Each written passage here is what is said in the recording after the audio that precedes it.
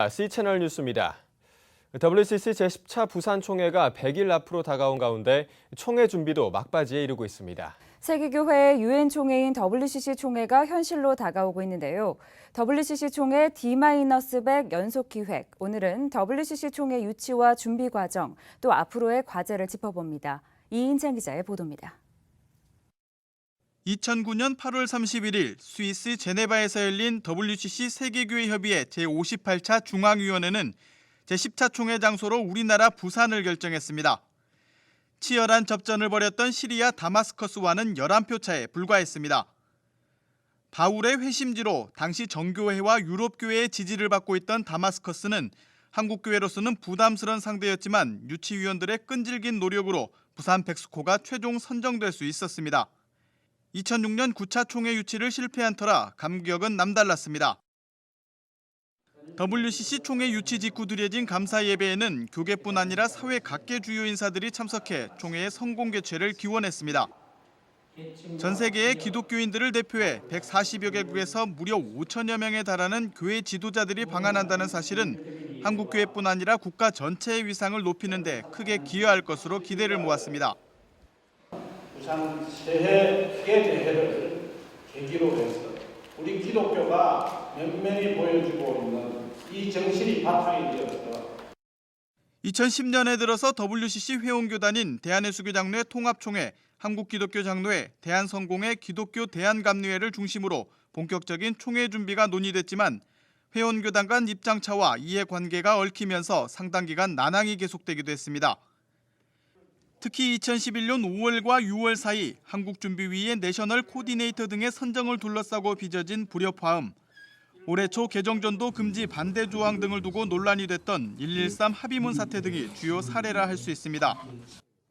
하지만 혼란 중에도 WCC 총회를 성공적으로 치러야 한다는 데는 이견이 없었고 이러한 갈등은 다시 화해와 협력으로 방향을 잡았습니다.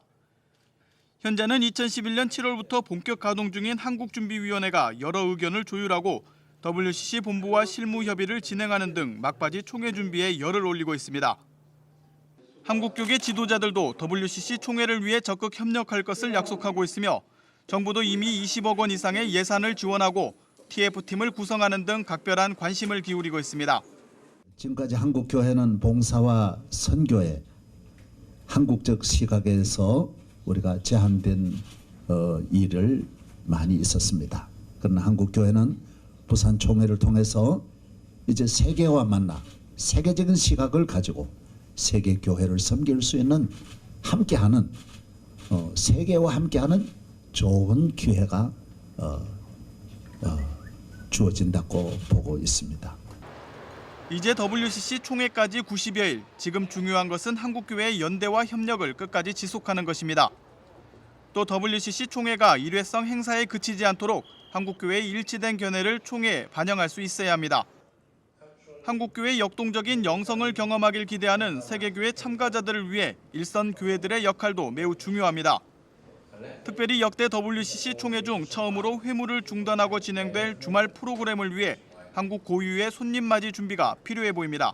한국교회라고 하는 것은 아시아 극동 지역에 굉장히 신비로운 그런 분위기가 많은 교회인데 거기에 찾아온다.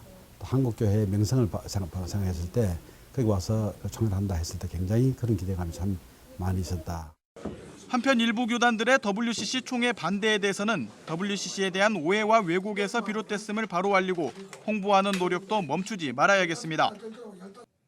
이를 위해 WCC 한국준비위원회는 국제적으로는 빛의 순례를, 국내적으로는 기도회와 설명회 등 각종 프로그램을 준비하고 있습니다.